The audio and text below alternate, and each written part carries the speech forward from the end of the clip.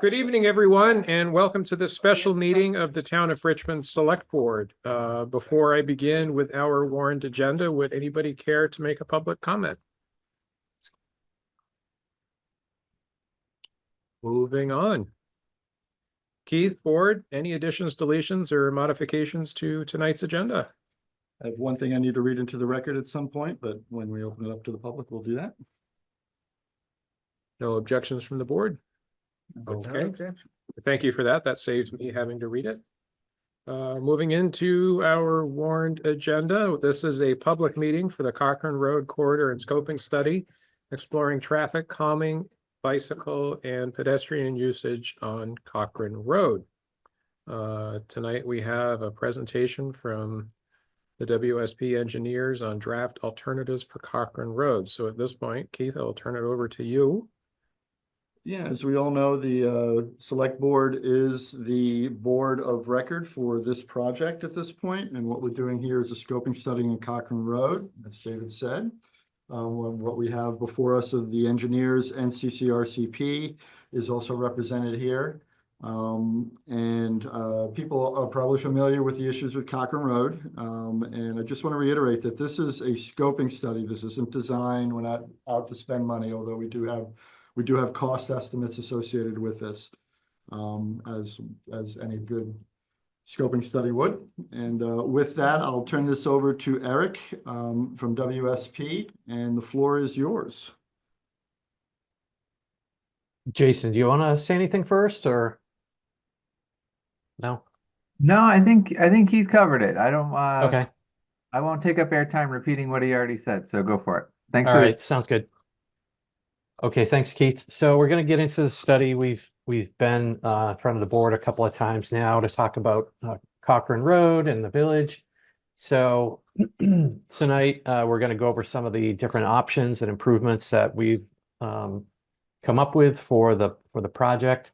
And I'll go through the first part a little quickly because I know we've done that before, but the scope of our work is to look at, do a scoping study for the two village segments, Richmond and Jonesville, and then a feasibility study for Cochran Road, which spans between the two villages. So, and then also looking into the traffic calming devices that have been installed and just doing an assessment or getting feedback and whether or not we need to supplement these or if we're good with how they are currently. So the goal would be to identify infrastructure such as sidewalks that can be incorporated into the villages. For the corridor, it would be to identify on and off-road improvements to support safe and efficient bicycle and pedestrian mobility along that stretch of the corridor. And then, as I mentioned, evaluating the traffic calming devices. So we did have a local concerns meeting way back in April last year, and there were a lot of things identified that generally the road feels unsafe for all road users. The road is narrow, as you know, with no shoulders, no sidewalks. Cars tend to go fast. The speed limit for the middle section is actually 45 miles an hour. And there's limited sight distance based on the horizontal and vertical profile of the roadway. There's limited parking at trails and some of the recreational sites. There's potential floodplain issues, right-of-way constraints, and the village areas generally lack sidewalks and parking. So the purpose and need of the project is stated here. The purpose is to develop and identify recommended alternatives for Cochran Road that improve safety and mobility for non-motorized users. The need is based on Cochran Road is considered deficient based on the narrow roadway width, the vehicle speeds, and the alignments that I just mentioned. And the residents are concerned about the high speed of traffic and the lack of space for pedestrians and cyclists. So this is the limit of the study. We've got section A, the Richmond Village, B, the Jonesville community, and the segment C in the middle, the 2.5 mile stretch of Cochran Road between them. So starting off at the Richmond Village and generally the length of this green line shown in the study area locus map from the TBHC intersection, basically to the easterly towards the cemetery is the length of that first village segment. That's the length of the 25 mph posted speed limit section. So looking at some of the concepts that we came up with previously, ideas generally to improve pedestrian safety and connectivity within the village, provide sidewalk on one or both sides of the roads to help reinforce the village segment, and then provide mobility, safer mobility within the village. Maybe considering some curb extensions at the Round Church Road intersection with Cochran Road, continuing the sidewalk to the Preston Forest Trail at the cemetery parking area to provide more recreational activities for the village to access those facilities, and then generally maintaining the current traffic calming elements, the speed humps and the signs. So from there, we were looking at conceptually, what would this look like? We've got some imagery here that would illustrate the concept that we're considering, which is to provide sidewalk for limited lengths along both sides of the road. They would be offset from the roadway with a grass strip in between, the grass buffer. So looking at it from a dimensional perspective, offsetting the sidewalk, as I mentioned, having that green space. And generally, we'd be looking at the sidewalk and furnishing zone areas being at least 8 feet wide. So Cochran Road itself is 3 rods wide, 49.5 feet, and generally, as far as we understand it, runs down the middle of that layout area. So that leaves about 13 feet up here approximately on both sides of the edge of the road for this sidewalk improvement. So looking at some options within the village area, almost like a menu, like an a la carte menu. The first one, number 1, is sidewalk on the north side of the road. And we're estimating that that could be about 2,350 feet to carry that to the cemetery parking area. The sidewalk on the south side would be a little bit shorter, about 700 feet, because there is some rock and ledge outcroppings, and I can show you a picture, a typical picture of that in a minute. And then another option is just signs and pavement markings for safety and to help alert the road users, motorists, that there's bikes and pedestrians in the roadway. And some of the impacts that we would expect for this type of work, typical for doing road and sidewalk work, is there's some utility poles, there's some grading and drainage concerns with some swales and, along the side of the road. There's some ledge and rock outcroppings, as I mentioned, and then some trees. So this is a picture looking at the south side of the road, the mountain side of the road, as I'll call it. One of the areas where there's some ledge and outcropping, where the mountain grading really comes to the edge of the road. That limits our ability to do improvements through here, or it would just make it very expensive to really cut back the face of that slope, especially if there's ledge work in there. And then also some of the utility poles on the opposite side of the street, the northerly side or the river side, there's not as many constraints in this first section. So before we get into the costing out of these different options, I just wanted to touch upon our methodology for the pricing. Per unit pricing is based on this nice document from VTrans. It's January 2020 report on shared use path and sidewalk costs. So it is a little bit of an older reference. We have not taken the time to try to escalate the pricing up to today's dollars. Although that's an exercise in itself, but generally I think we're looking at least 20 to 30% higher over these years, as we've all experienced some big price escalations. But this is just for planning purposes at this point, and the way that this document works is that they've tried to build in a lot of typical costs in their linear foot cost just to help you out with at a planning level. So you don't have to think about every little construction element or engineering design element. The per unit cost is very helpful in that case. So let me just get into what we've come up with for the Richmond end of the corridor.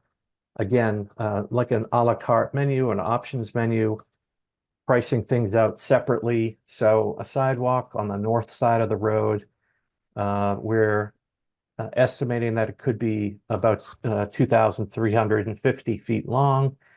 And the pricing from the document that we selected is $317 per linear foot. So that brings that to about 745,000 for sidewalk on the north side. Sidewalk on the south side, number 2, we're estimating at about 700 linear feet. Again, because of that constraints due to some of the ledge and rock, we figured, you know, it would just be too costly to try to push through that. So we've limited that to 700 feet. But so the point of the northerly sidewalk is to allow the Richmond Village area to have sidewalk to get to the recreational facilities, the Preston Trail Trail and the River Trail, as a way to expand those recreational opportunities. So the south sidewalk would be about 225,000.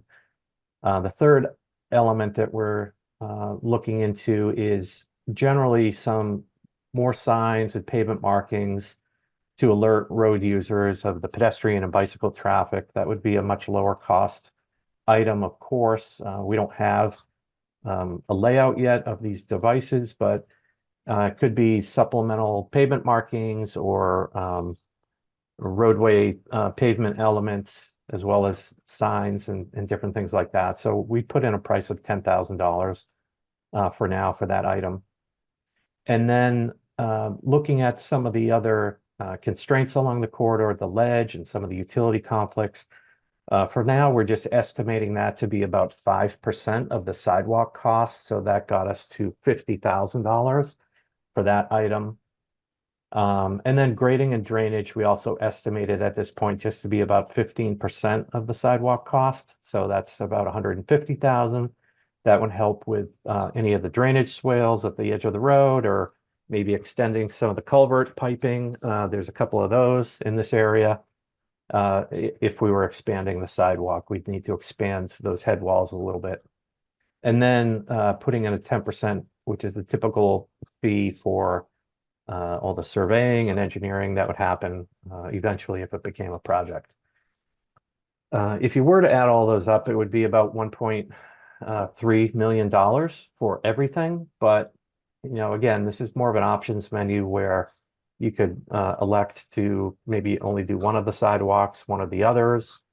And using some of these linear foot costs, we could also just make up new alternatives as we go. So from there, I'd like to just run through the whole thing first, and then we can jump back and take comments and questions on the different sections, if that's okay. So getting down over to the Jonesville community end, the project limits are laid out here on this green line, this limit of work. It really starts, it's the 25 mile per hour section. Again, it's really after the meadow and the farm field is where you start that 25 mile per hour section. There are some existing speed humps and feedback signs and no parking areas within Jonesville. But the concept idea is similar to Richmond, where we want to improve pedestrian safety and connectivity.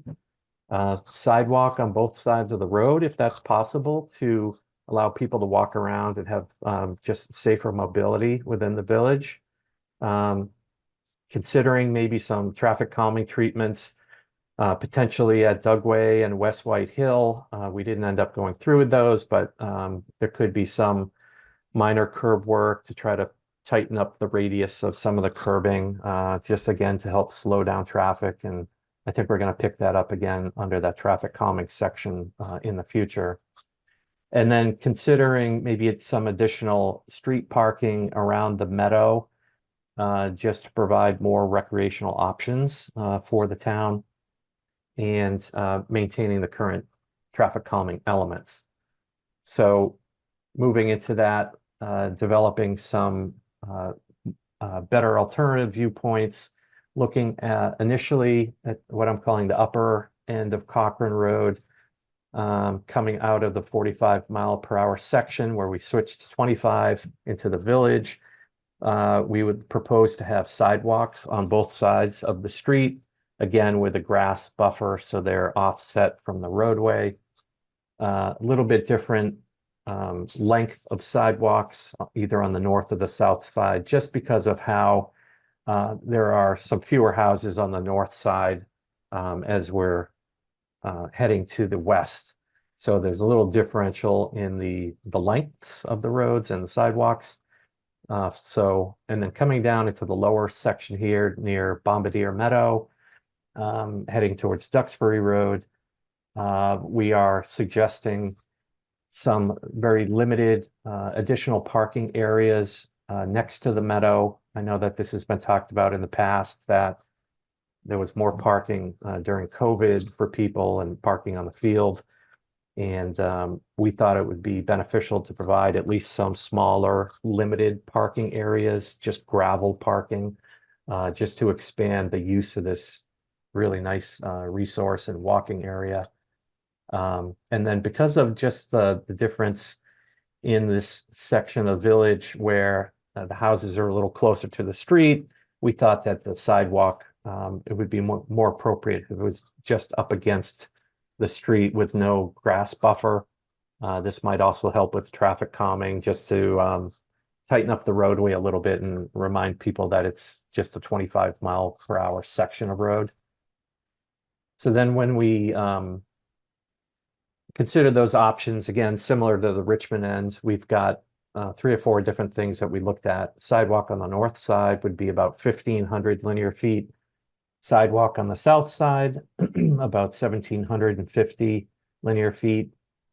And then some signs and markings similar to before, more warning signs, more regulatory signs about bicycles and pedestrians walking in the street. And then those 2 additional parking areas, small parking sections for only 2 or 3 cars in each spot. And then we would expect a typical kind of impacts with some utility poles, maybe some drainage swales, and then potentially some trees. So looking at the Jonesville options menu, the first we have the sidewalk on the north side, again at the same linear foot price. This is sidewalk with granite curbing, with the street buffer. About 1,500 linear feet gets us to 475,000. Sidewalk on the south side, a little bit longer in that case, was 1,750 feet, brings that to 555,000. Again, we put in just the same $10,000 for some additional signs and pavement marking treatments along this stretch. And then the 2 little gravel parking areas, we're just putting those at about $3,000 each, just to create a little bit more of a gravel surface for parking, nothing too official or too cumbersome, something that's more in keeping with the nature of the roadway there. And same thing for grading and drainage, 15% of the sidewalk cost, and engineering 10%. And we've got those numbers there. So again, a little bit similar pricing actually to Richmond end, about 1.3 million if you were to do all of these things. And again, you'd still need to do engineering and design and have more meetings to decide and really start to look at the impacts. So looking at Cochran Road in the middle, it's a 45-mile-per-hour stretch of road with about 2,700 vehicles per day. And this picture really illustrates some of the challenges. It is a nice stretch of recreational roadway, but it's a higher speed at 45 mile an hour with really no space to ride bikes, right? And no space to walk. So the northerly side of the road is the riverside where that white car is. And for quite a lot of the length of the road, there's guardrail because there's a pretty good drop off towards the river. And I have a picture of that in a second, but same kind of goals: improving the pedestrian and bicycle safety and mobility, providing connections between the village centers. It's only 2.5 miles. You would like to maybe walk or ride your bike in that instance and not always have to use your car. And then also to provide access from both village ends into the middle to Overwalker Park and to the ski area, Cochran ski area, which is a full-time, full-year recreational facility, really. And then just allow for those healthy transportation alternatives, as I mentioned, to be able to come from one village to the other and get to all the amenities that both have. So some of the challenges on the mountainside, again, there are some sections of ledge. When you really look at this roadway, you can tell that they probably spent a little bit of effort when they built it originally to cut back some of these ledge areas, but not enough, unfortunately, for us if we wanted to add sidewalk or bike facilities. You can see from this angle behind the bus that there's limited sight distance in front of the bus. The road starts to curve, it starts to drop away. So that's not good for bikers or walkers to have those conditions, especially with a 45-mile-per-hour speed limit. This is a picture on the northerly side of the road, the riverside. You can see there's quite a drop off here. In this case, I'm standing down on the trail right across from the cemetery area, and pretty significant drop off. And again, here we get into the floodplain concerns, but trying to widen the roadway here would be very expensive. We need a lot of fill in order to expand the roadway even a little bit. So what we developed were a couple of improvement options. At this point, we have a paved shoulder concept and general warning and advisory sign and pavement marking concept.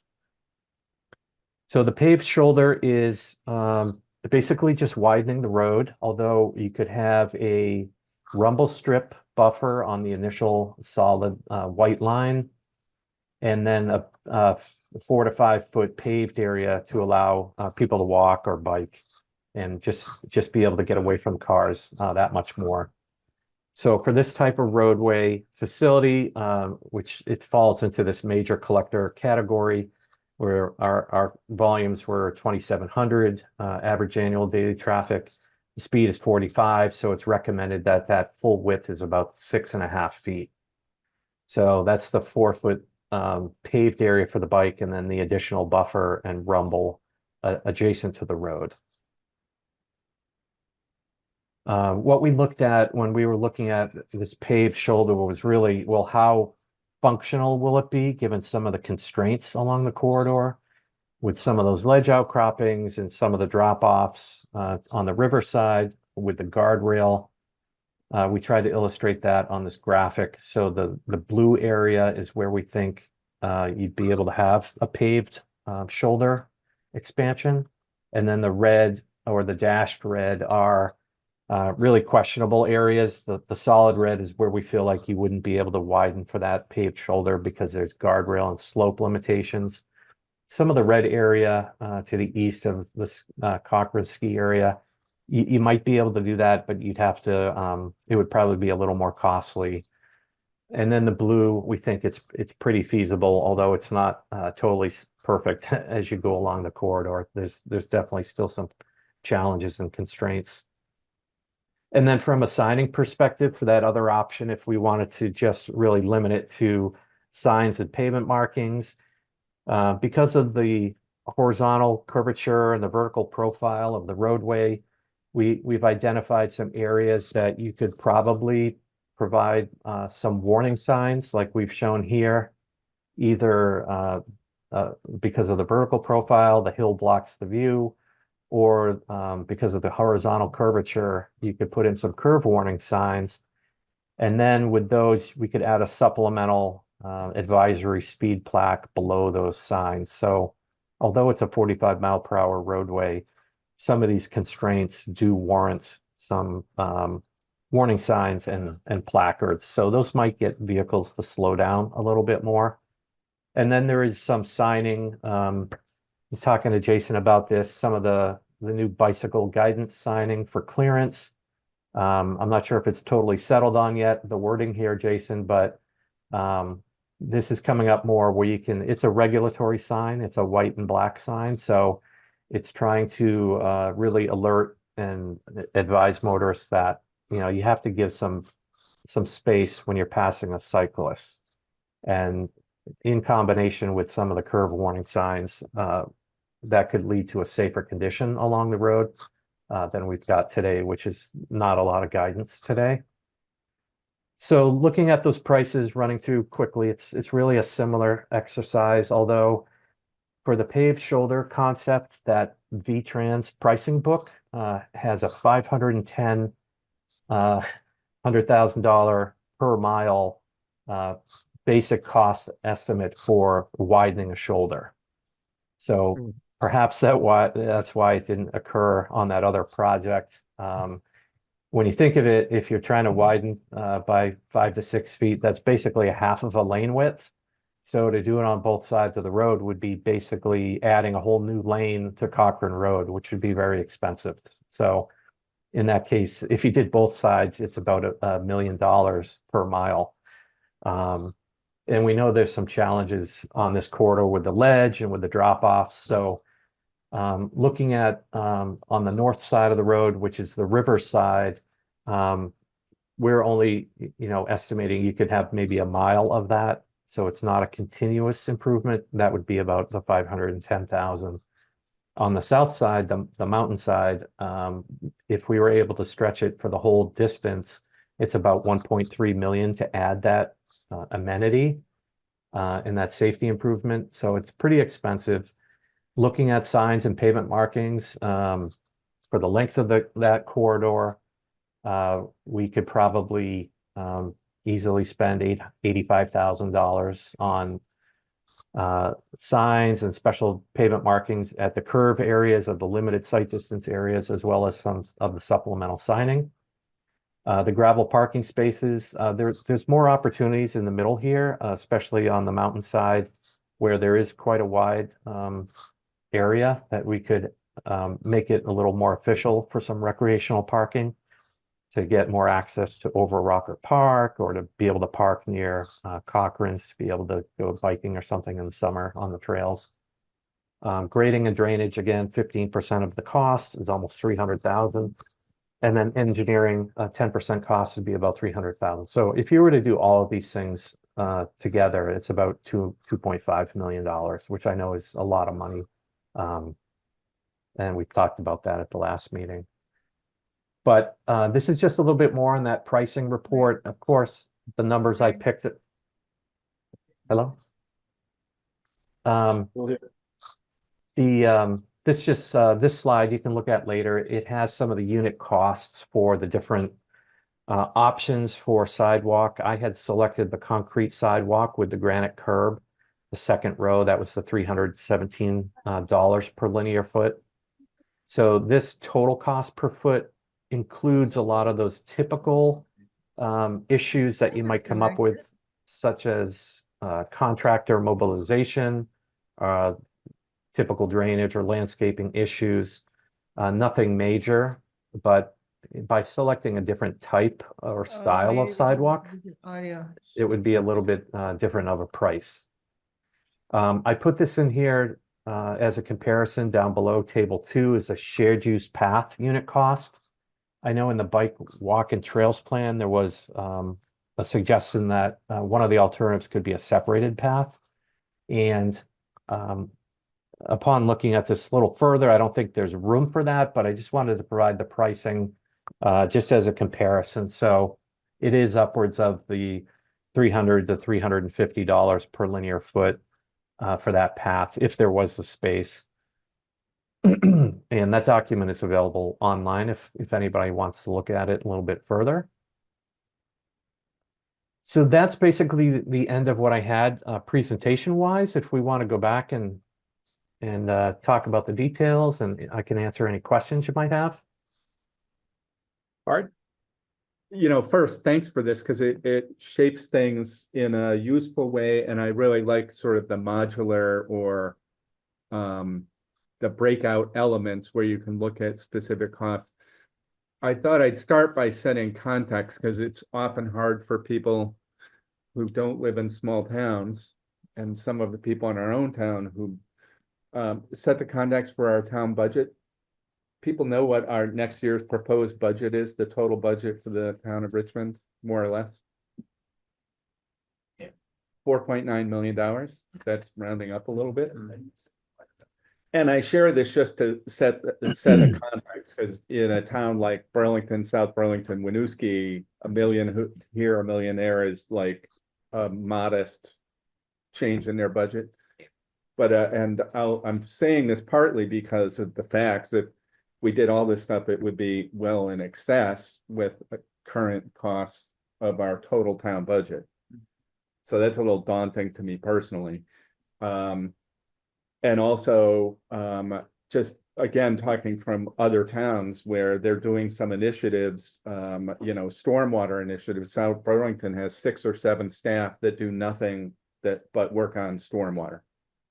We don't have that luxury. So part of it is our grand list value tax rates. And when I went around to get signatures on my petition to run again for the select board, the single issue that was brought up the most by voters was taxes. How are you going to keep our taxes? So I'm wrestling with this just in the context of those things. But that said, I'm really interested. If people think there are elements. I'm kind of assuming that we're not going to bite off all of this and wake up tomorrow and spend $6 million. But are there things here that people might gravitate towards and think represent a good investment with a good return? Lisa? Who do you want to have talk first? Public, Dave? All right, I'll talk. Cochran Road, it keeps coming up. It's a great road. It's good to go fast on. You can see, it's a great path for bicycles. We know that because bike racers want to rent it or use it. It's a great path for pedestrians because it's about the only path to go east and west, from one end to the other, or even in between. But I have to question what we really want. Do we really want to keep mixing vehicles and pedestrians and bicycles? That's what we're doing with this. We're just making it easier to mix them, or we can't really get the bicycles and pedestrians off the road any more than we are now. We can give them a little bit better place to walk, or maybe more visible, but I don't see that we've really solved anything. So Jay, you've got a comment on that. Go ahead. Jay? Lisa saw my hand shoot up. Yeah. Um, Which word was it? I hear what you're saying about, can we really mix I don't think we automobiles can. and other uses? Right. The people who live in the areas at either end Mhm. of Cochran Road, the people near, the Round Church and Cemetery end, and the people in Jonesville, Mhm.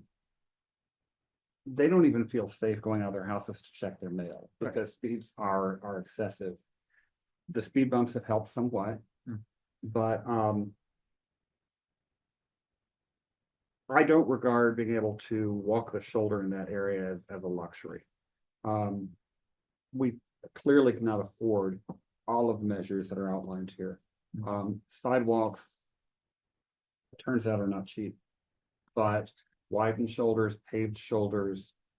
I think you could make a pretty good case for them, but as Bard said, there is that little problem of not even beginning to have an idea how to pay for it. The things that give me pause too are ledge. There's ledge in the way. Well, Even if we ledge. widen- Done. Well, what goes up has to come down. I know. Yeah, but yeah, that's expensive. Mhm. There's the right of way acquisition. I'm sure we need somewhere. I don't know where, but for the engineer, is there any areas you've identified where we need to acquire more right of way to do any of this? Or do we have sufficient right of way all the way end to end? We haven't determined that yet. Going back to one of my earlier slides, we have about 13 feet plus or minus that should be available.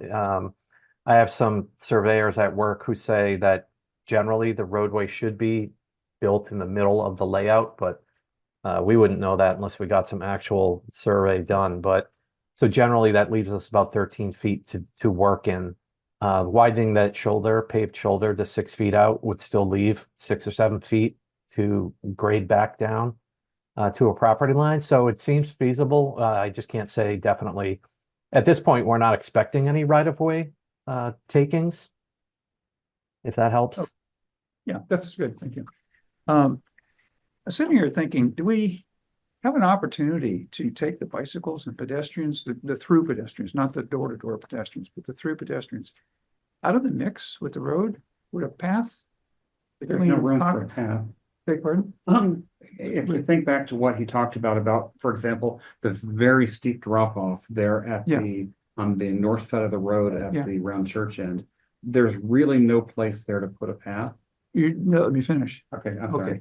If we want to go, if people or bikes want to go east and west, you don't have to cross that hill necessarily. But starting at the village, you're going to Jonesville or vice versa. Why not something through the property that is along the river? I know this is not river resistant kind of stuff to build, but we can get from one end to the other without spending $5 million. A whole lot less, actually, if we just want a walking and biking path. So I'd like just for that to be in the background as we think this through, because I think we're looking at one option and there really should be more or none. So hydrologically, is that even possible? Be mud. Have to go into design at some point, and I think that's when you would figure it out. It seems like based on our previous conversations about having to maintain and repair annually a paved path and volunteers green, every time we would have to do that, the same path along the river would flood, and We do the same you know, problems. I'm not quite comfortable talking out of both sides of my mouth with saying that it doesn't make sense in volunteers green, but it does make sense in this. I think we talked about this as that being low hanging fruit to grab, and just reading the comment there. My recollection was there wasn't a wide enough corridor to put it in.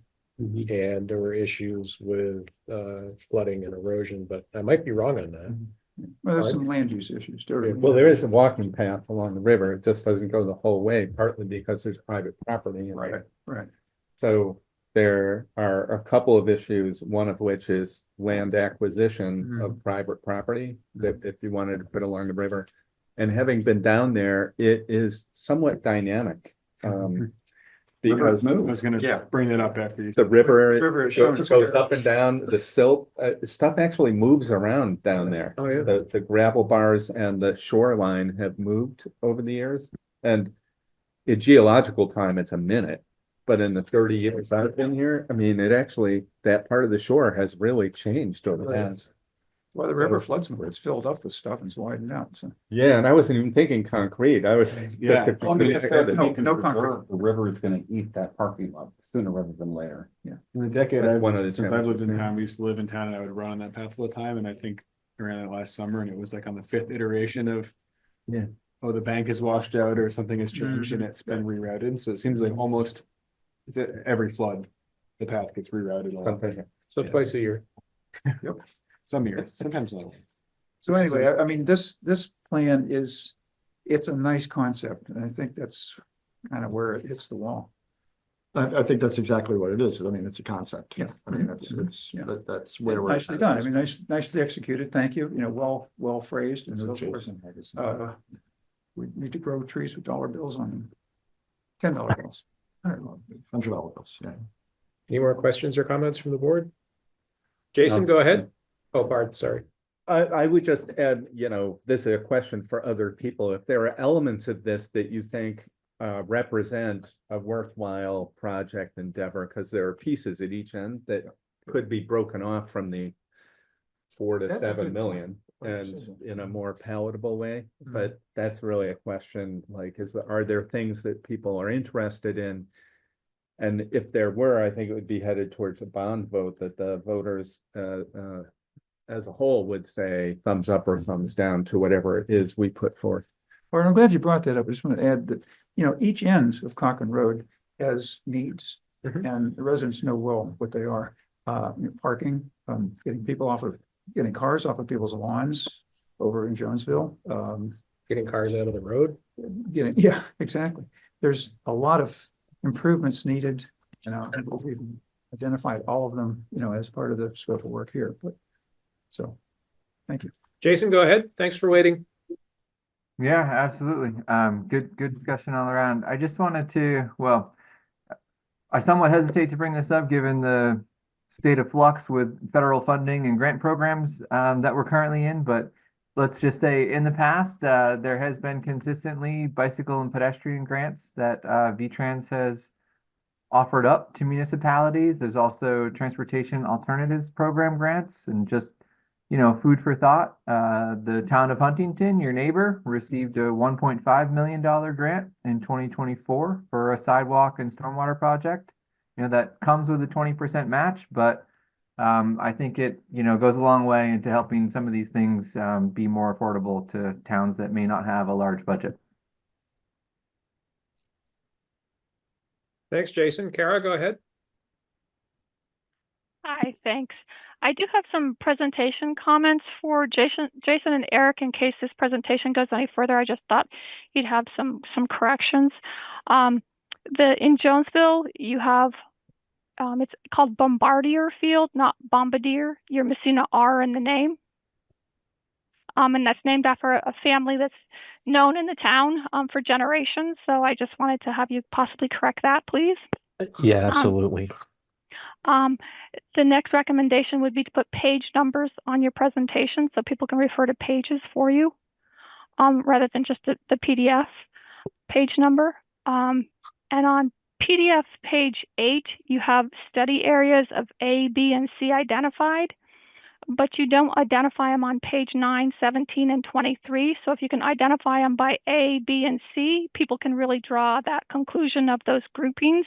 Because when you talk about Richmond Village, they get confused. So if it's meaning that sub area of A, that would be very helpful. And then on your page 23, you have the header. It doesn't match the description of section of area C. You have a Cochran Road corridor versus Cochran Road feasibility study. So I was confused if it was a feasibility study for the whole Cochran Road or for just section C. So that's just some things to help people understand better what you've got going on. Page 13, you have an image. Do the diagrams show? And if you want to go to PDF page 13, whoever's controlling the document, you can see where I'm going to ask the next question. Does the diagram show the current roadway and how the new improvements will impact the layout? Meaning, I think some of those homes are close to the road there, and I think if you start to take a green path, the section of the greenway plus a sidewalk, you might be on where you've got the number 1 that's right near the word speed hump. I think you're going to be on those folks' porch. So I'm concerned that you really need to just to show where those are going to be comparative to the existing road. Yeah, you can see it a little bit better if I zoom in. But these lines are outside the from road, GIS. correct? But they're Right. outside the existing roadway. Yes. The Okay. existing roadway is really up to this.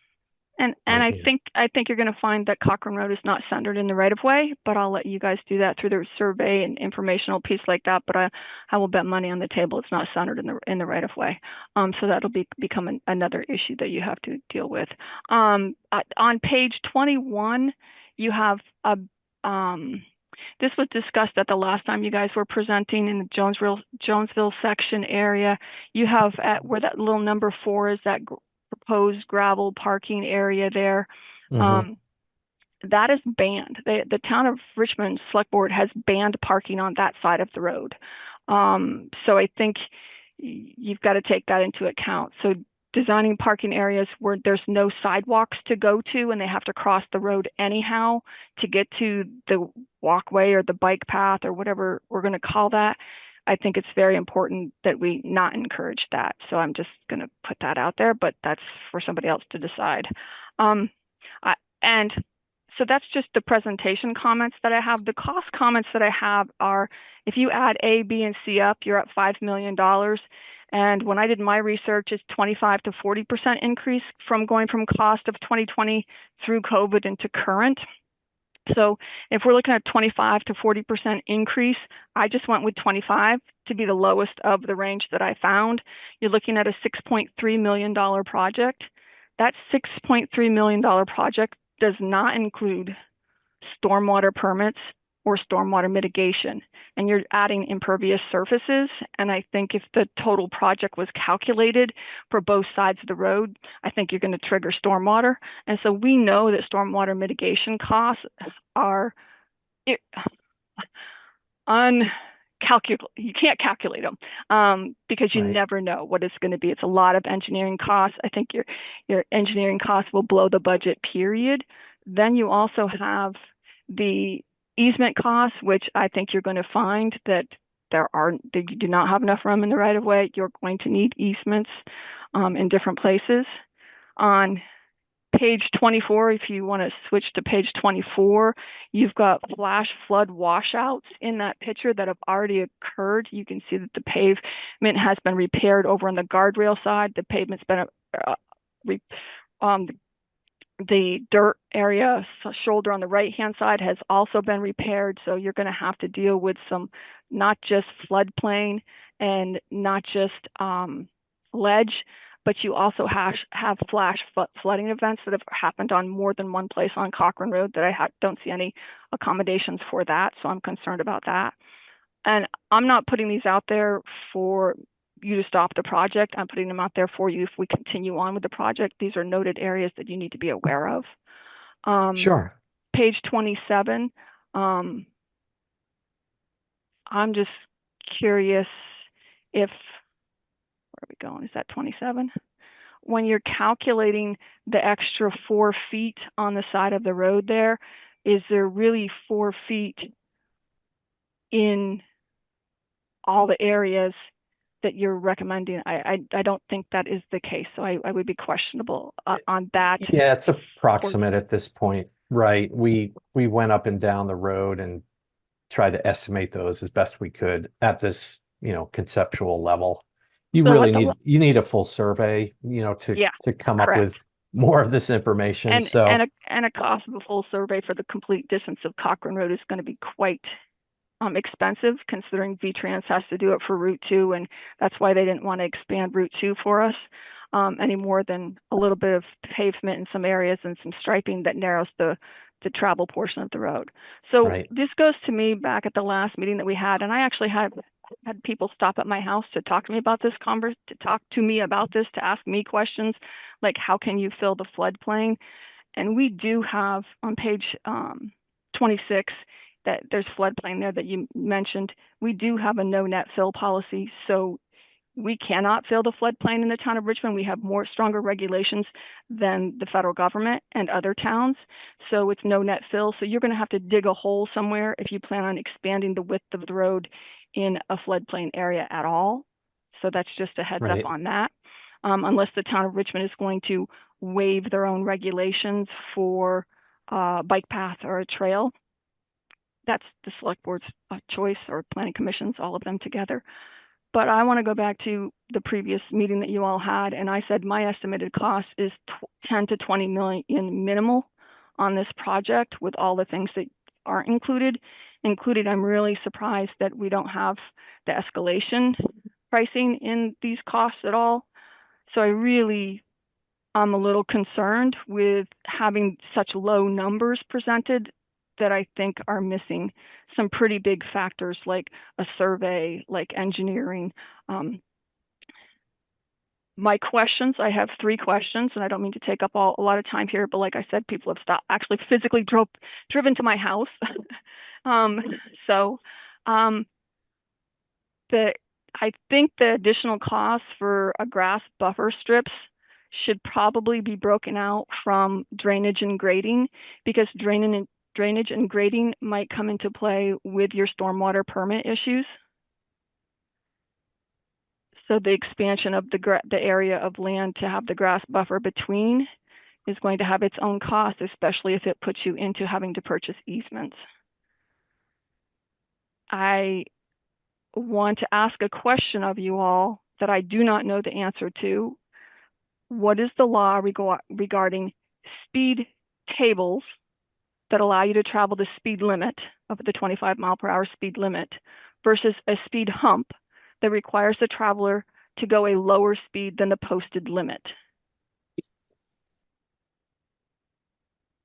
Pete is not here tonight. Keith, do you know? Who is? Pete is not here. We normally ask that of him, and Keith No, does not. this is an engineering question, not a highway foreman question. Okay. Sorry, Jay. I'm asking the engineers who know the regulations. Well, I mean, anytime you put in a device that's called the, traffic calming device, it's meant to slow down compared to what the existing posted speed limit is. That's the whole point of putting in the device. So if you built a device that allowed you to drive over it at 25 or 30 miles an hour, it wouldn't be doing what it was intended to do. I thought the purpose of the devices were to make people actually go the speed limit, because we are having a problem with not being able to enforce the speed limit, and people were going above the speed limit. So the purpose is to have them travel the speed limit. In Burlington on Pine Street, they put in speed tables. You can travel the speed limit with a speed table without having to almost stop to drive over it. So I just would want to know the actual VTrans or the state of Vermont regs that allow you to do that. And I'm just asking for the specific regulations that allow you to reduce the speed that somebody can travel lower than the posted limit. I'm not sure there are specific laws on traffic calming devices per se, but if a traffic calming device is installed that requires somebody to go below the speed limit, my advice would be to put up an advisory speed plaque that is, maybe it's 15 miles an hour. These traffic calming devices are, very delicate when you install them. Inches can matter quite a bit in terms of the feel and the speed that a car can go over them. Burlington has improved quite a bit over the years on how they install their traffic calming devices. They've been doing it for 20, 25 years now, so they have a lot of internal experience when doing so. So just, if the traffic calming devices on Cochran Road require you to slow down significantly below the speed limit that's posted there, that can happen. And my advice would just be to put up an advisory speed plaque that is the safe speed limit to go over that device. And I see on page 19, you added another speed hump in the Jonesville area. Did I miss any other additional speed humps? That was not the intent. I thought we were just capturing the existing ones that were out there, unless I put them in the wrong spot. There was a speed feedback sign and some humps. I think there was an additional one added on the Jonesville section.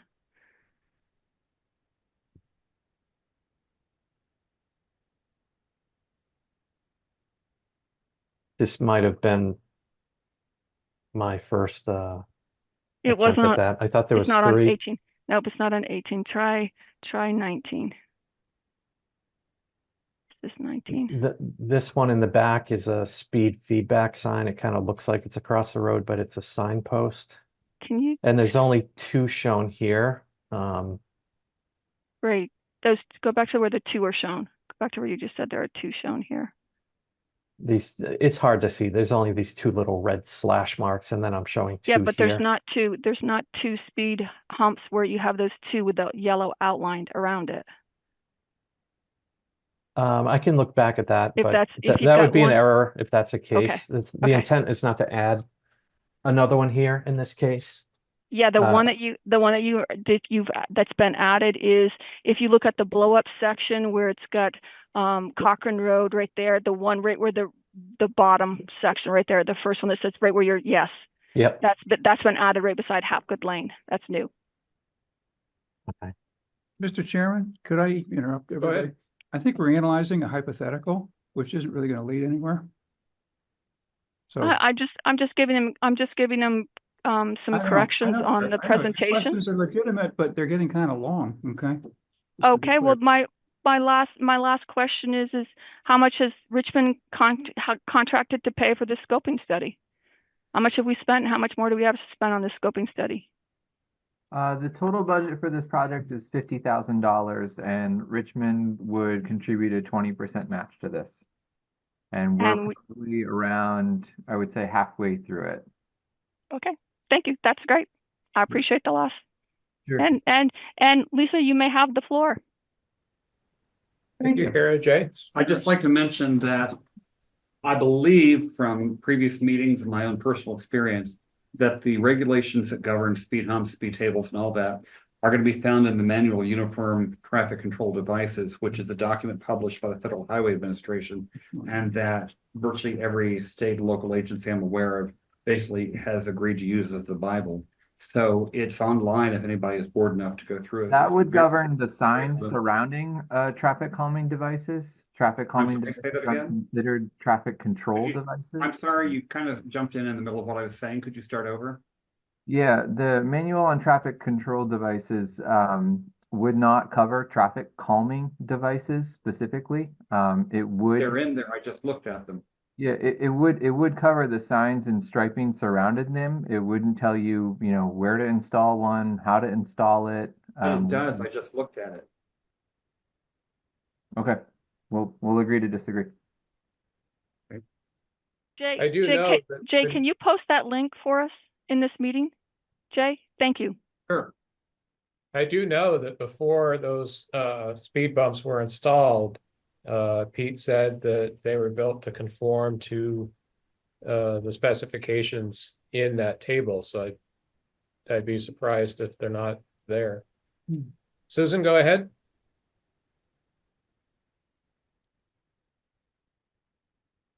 Thank you.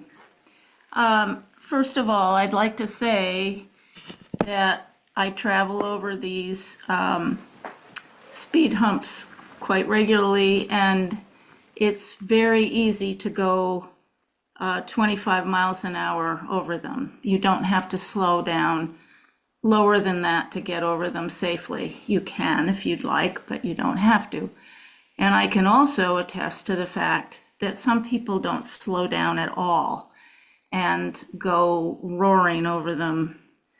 And I don't see any tires or mufflers come flying off after they do it either. I would like to get us back to what we need for Cochran Road. And I believe that we have more, I don't know this for certain, I've never counted pedestrians, but I believe there's probably more pedestrians on this western end of Cochran Road than there are on the Jonesville end. But people come up from the village and they use Cochran Road to walk and jog, and they park across the street, the round church road, and they park down at the park and they come up this way. So having a sidewalk on one side of the road would be very, very important because of the amount of foot traffic and bike traffic that there is. And because of that, they come up around Church Road from the village, and they cross right at our driveway at 44. And so I think having those, and I can't believe that would cost very much, is to have some crosswalks there and to some signage there, because that's a very busy place. Traffic comes zooming down through the intersection at a high rate of speed, and they don't need to slow down until the speed hump, which is beyond our house. And so people who try to cross right there have speeding cars to contend with, and they come roaring around from Bridge Street as well, very high rate of speed. So if there could be some traffic calming between the intersection and the first speed hump, that would be very, very helpful. Whether you narrow the road there a little bit, I mean, you look in Burlington and other towns, you see so many different creative ways of calming traffic with, chicanes, I think they're called, or whatever. But there are other ways of calming traffic besides speed humps. And if there could be something right near that intersection, that would be great. Because I can tell you they go very, very fast. I support wider shoulders along the 45-mile-per-hour portion. I know they're very, very expensive, but if there could be even some where the blind corners are, that would be really great. And finally, I'd like to say that I hope that this study doesn't result in the same fate that the intersection of Bridge Street, Huntington Road, Thompson Road, and Cochran Road did, that was approved and then rescinded immediately, and nothing ever was done despite some very low-cost options for safety at that intersection. I hope that we don't do the same thing here. This was at the top of the list of things that concerned people for the ARPA survey. Cochran Road was right at the top. And the amount of traffic on Cochran Road warrants something, even if it's a small amount, even if we look for grants, whatever it may be. It just, to do nothing is just wrong. Thank you. Thank you, Susan. Martha, go ahead.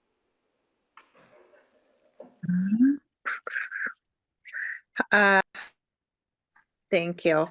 Oh, is it working? Okay. I want to echo really everything that Susan said. She said it so well. And I'm a neighbor. I live a little bit further down on Cochran Road by the cemetery. And I have had close to identical experiences to Susan. I share her vantage point in a lot of ways, as I live pretty much across the street from the easternmost speed hump on this western side of Cochran Road. And I also live across the street from that 25-mile-per-hour sign with like the feedback meter thing that tells people how fast they're going. So every single day I can see how, for the most part, these measures, while I think I've noticed a big improvement in terms of speeding on Cochran Road, it hasn't eradicated the issue whatsoever. Jay earlier referenced anecdata of people he knows who are afraid to check their mailbox on Cochran Road. I'm one of those people. I'm very careful. I would never take one of my children with me to go and check the mail. And it's just a shame because we live where it's a 25-mile-per-hour zone, but people drive unlawfully, distractedly, and dangerously. This presentation has been wonderful, and everything contained in it is really exciting to me. And the things that are important to me as a community member and a daily user of Cochran Road are, one, an increase in safety, and two, support for a movement away from single occupancy motor vehicles, and moving forward with at least some of what was contained in this presentation would really support our town moving into a more climate-friendly future in which people can safely choose to walk and bike to get their groceries, to go to the library, to go to work, to see their friends, to go to school, the doctor, etc. And it's what we need to do. And it's been mentioned and acknowledged that Cochran Road is a multi-use roadway. It's used by many pedestrians and cyclists every day and year round. I see cyclists on the road year round, and certainly runners and walkers year round, and I'm among them. And those users are not going to go away. I think that as our community grows, which it inevitably will, non-motor vehicle use of Cochran Road is going to grow with it. And we need to keep up with the times and support that in a safe way. I don't think it's an exaggeration to say that putting in sidewalks would be a life-saving measure. I think it's inevitable, and I really think we should do it as soon as we can. That said, from a more practical standpoint, I understand that things cost money, and money is not easy to come by, I guess, for things like this. I think that if we were going to pick one thing to do either ever or one thing to do first, it would be the sidewalk on the northern end of the western end. You know what I mean? Yep. Thanks. That is all. Thank you, Martha. Jean?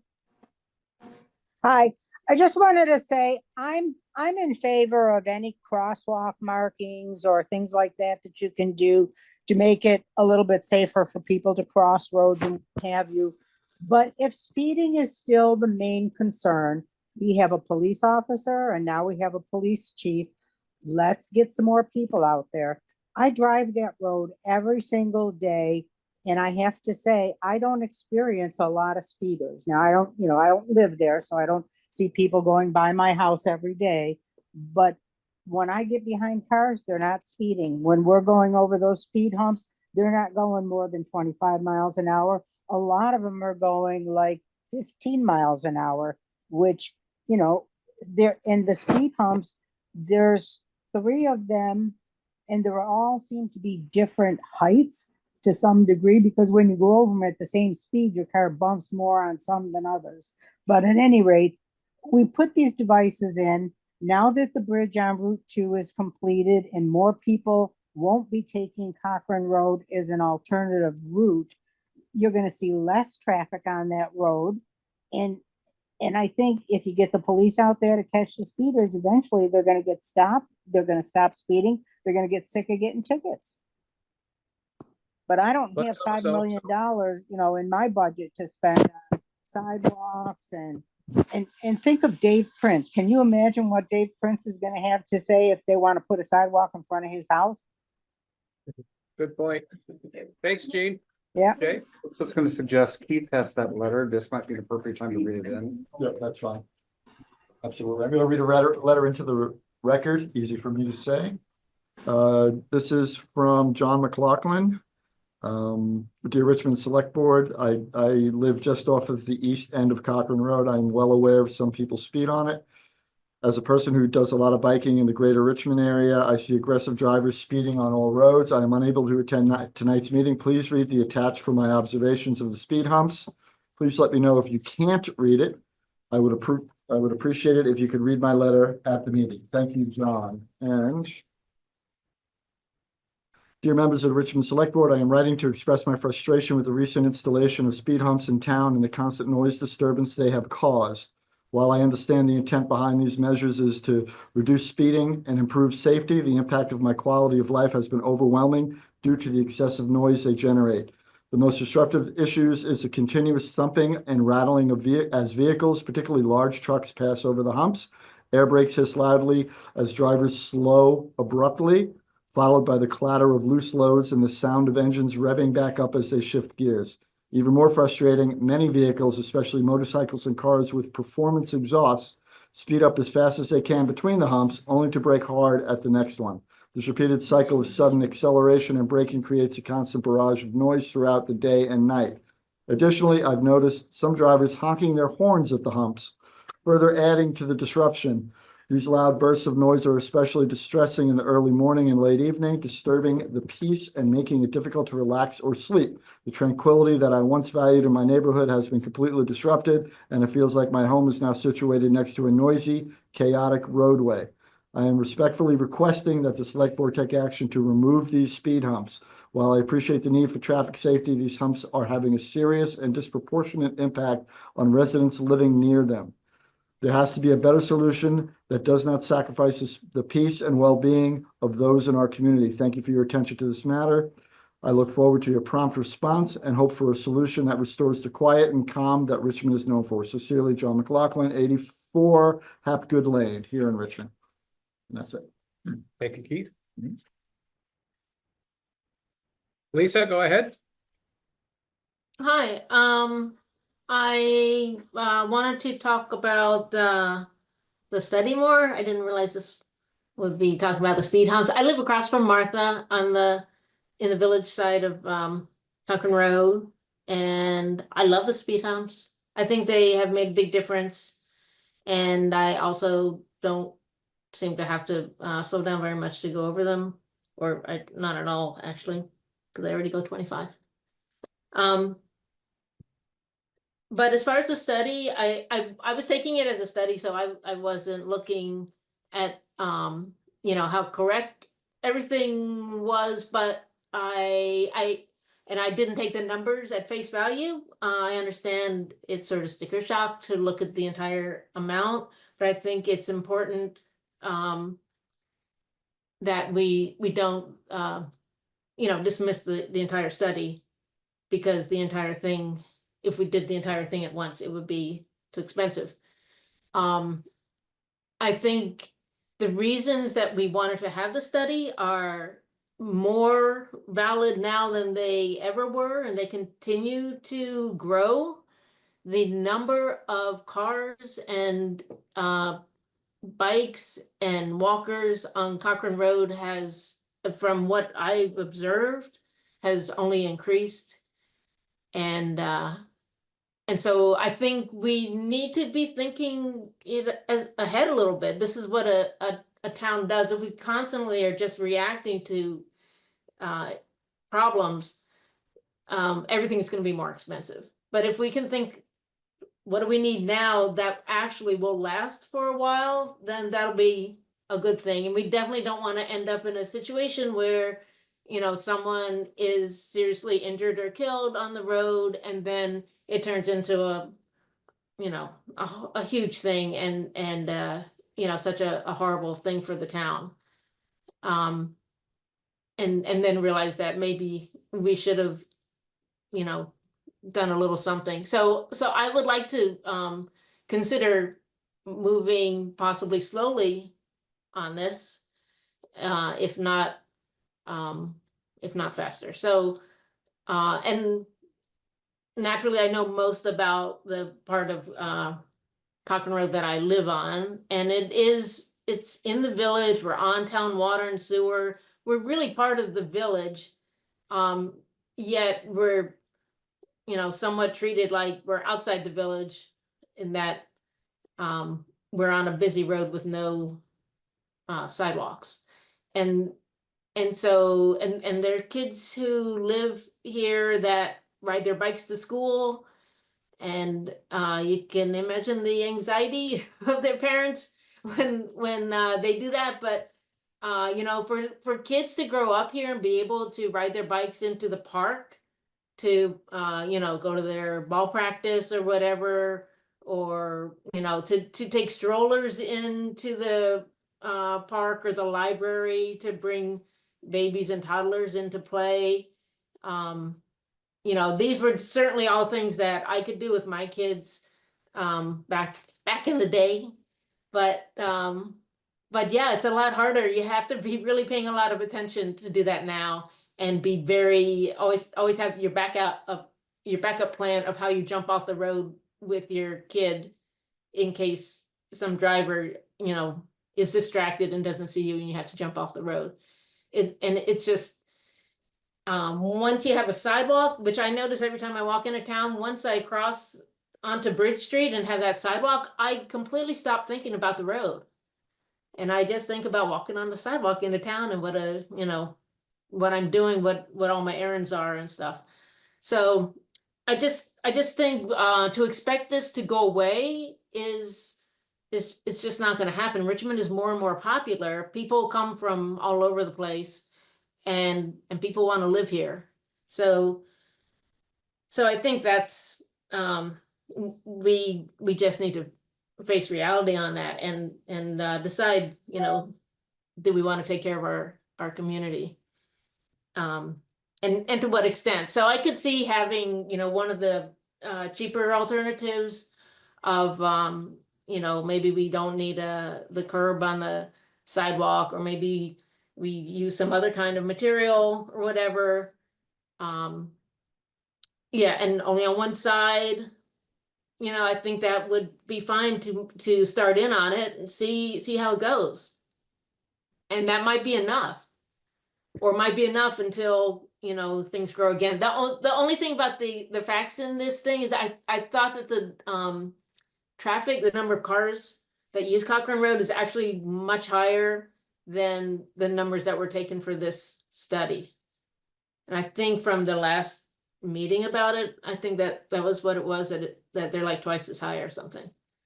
But in any case, it keeps growing. It's not going to go down.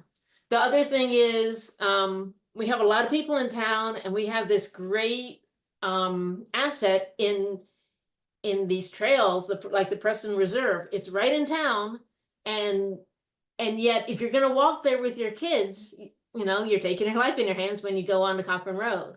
You can almost walk there from town, but you can't quite, and without going on the road and being concerned about the traffic.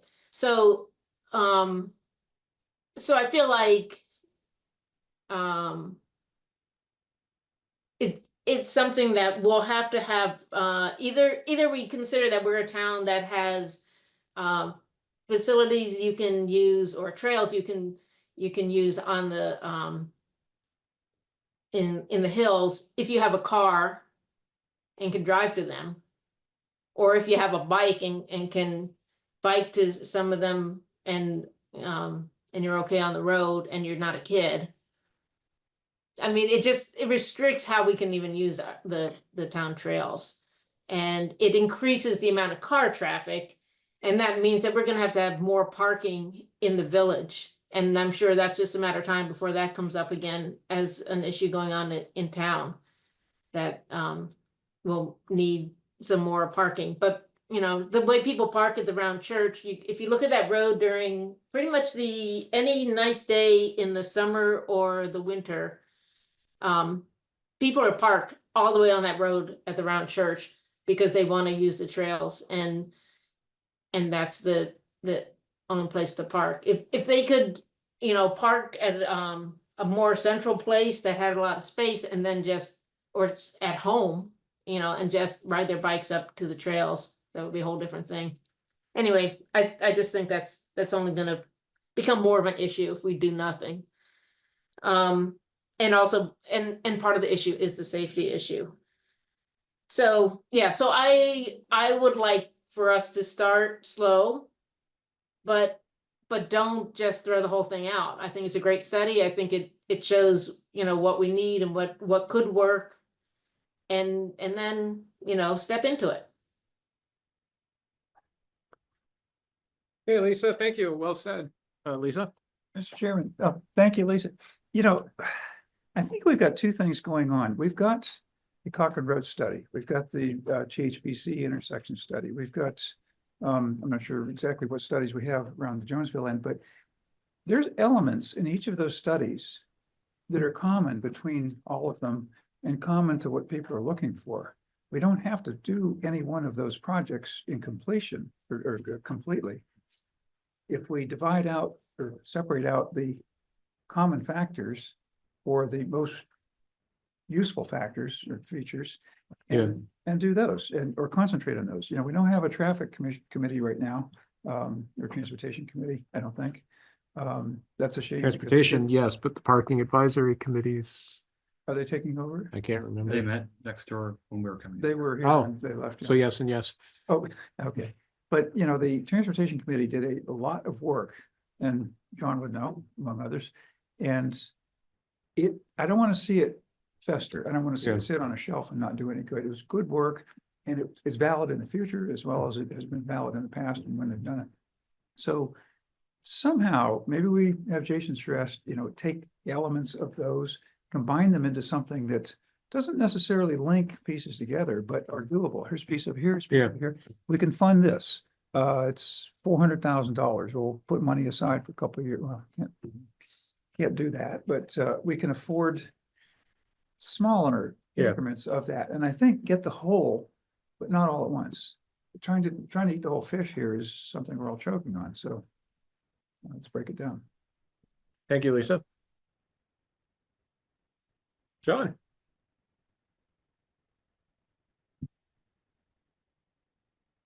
Hello, John Cart, citizen of Richmond and a longtime user of Cochran Road for travel, for exercise and the like, one-time member of the Transportation Committee. And I would sort of, reiterate the comments of Susan Wells and Lisa, and just say, I mean, well, you guys know, because particularly every summer, there is a long number of people that come in here and talk about how frightened they were of using Cochran Road. Whether we have this study or not, whether you have a transportation committee or not, you're going to keep hearing that for a very good reason. We don't have an alternative. People are going to use that. It is dangerous.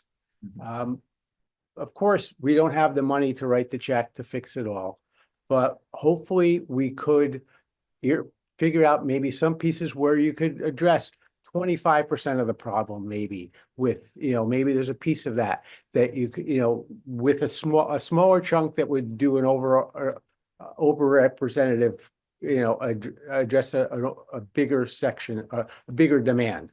And also one of the reasons to do studies like this and to start thinking about it is so that you are ready if and when there's ever grant funding available.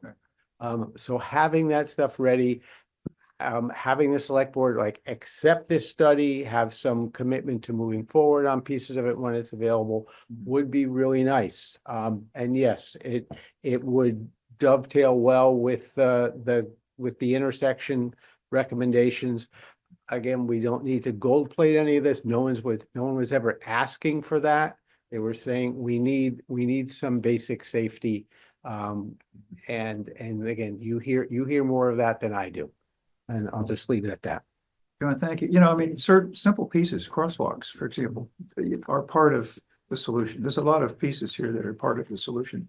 And you're right, trying to do the whole solution is a lot of parts all at one time. It's expensive. So maybe you not piecemeal it, but phase it.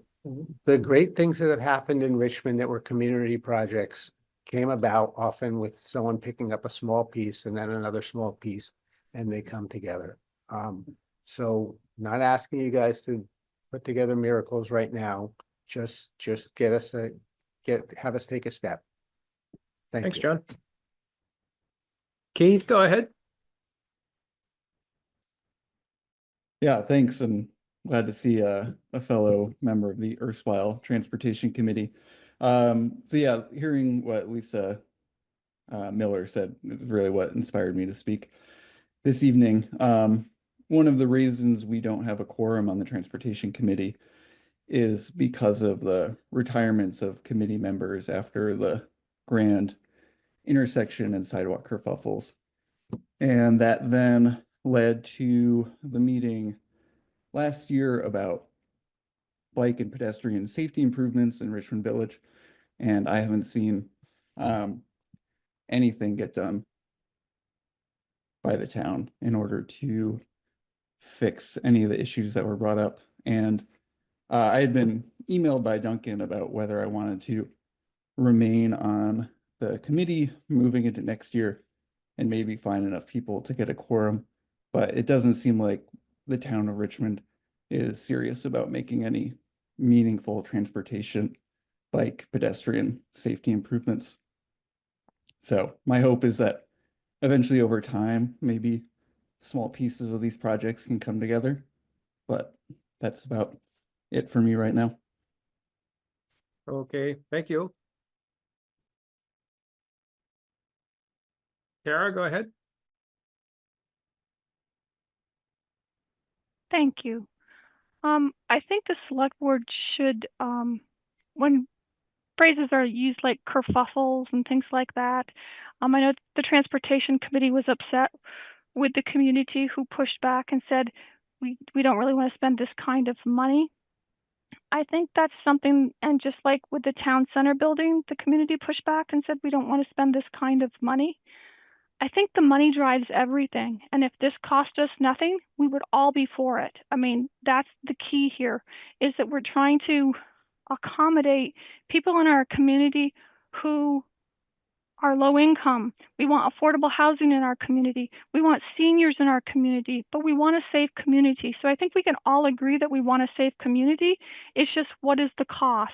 Because there's a lot more bikers and joggers that I've seen on Heinsberg Road, on Huntington Road. I think you had a lot of people on East Hill Road that complained about speed 10 years ago. So I think speed was an issue for a lot of folks. So the enforcement factor, if we're going to have police again in our community that have a bigger presence, enforcement does slow people down. When people are paying for a ticket, money talks, and it'll impact behaviors. But I think the issue is, if you don't want future kerfuffles, and if you don't want the community being upset with undue spending as what some people believe it as, then put it to a vote. Put a dollar figure out there and put it to a vote. And if the community says yes, then you've got the majority of the community behind you to move forward with projects. But to spend $10 to $20 million on Cochran Road, because the real price tag is a minimum of 10. There's no way it can be less than 10. But I think it's a broader range than that.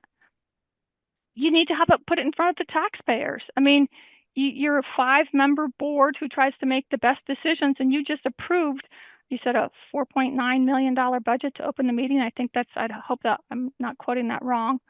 But it's a lot of responsibility for you guys to make decisions based on what does the community want. And just hearing from 10 people in a meeting at night is not a true picture, or a couple people who are calling you. Put it to a vote. If you really want to know if the town of Richmond is behind this, put it to a vote. Thank you. Thank you, Kara. I do see the hands up. I just want to caution, I'm feeling like we're starting to get out in the weeds a little bit. I want conversations focused on this Cochran Road study. Susan, I think your hand was up next. Go ahead.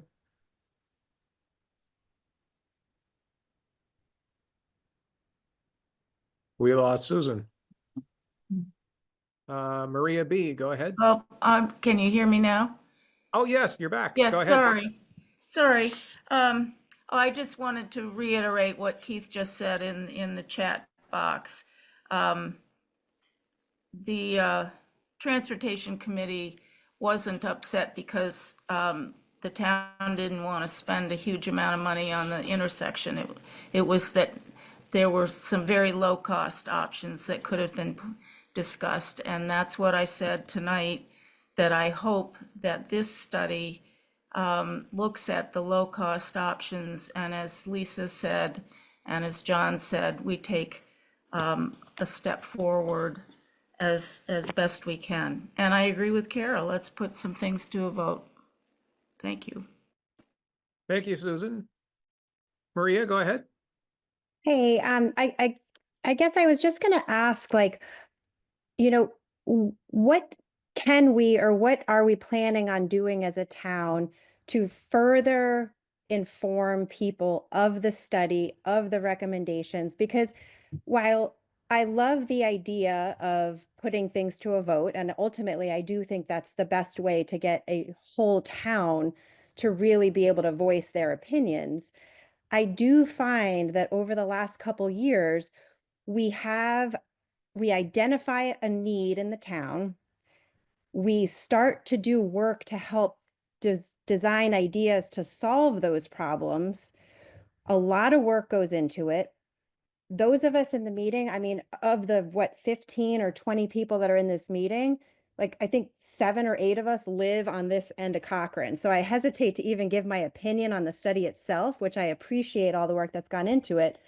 But I hesitate because it feels like I'm advocating for my own home and my own need, over the needs of a whole town.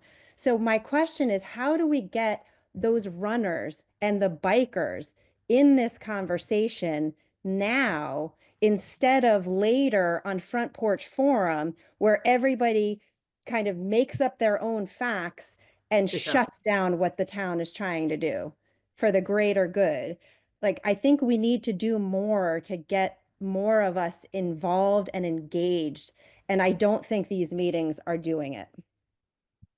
That's an excellent point, and you bring up a lot of real legitimate observations and concerns, and I think the answer is confounding us. I appreciate that, and I don't envy the task. Okay, thank you, Jay.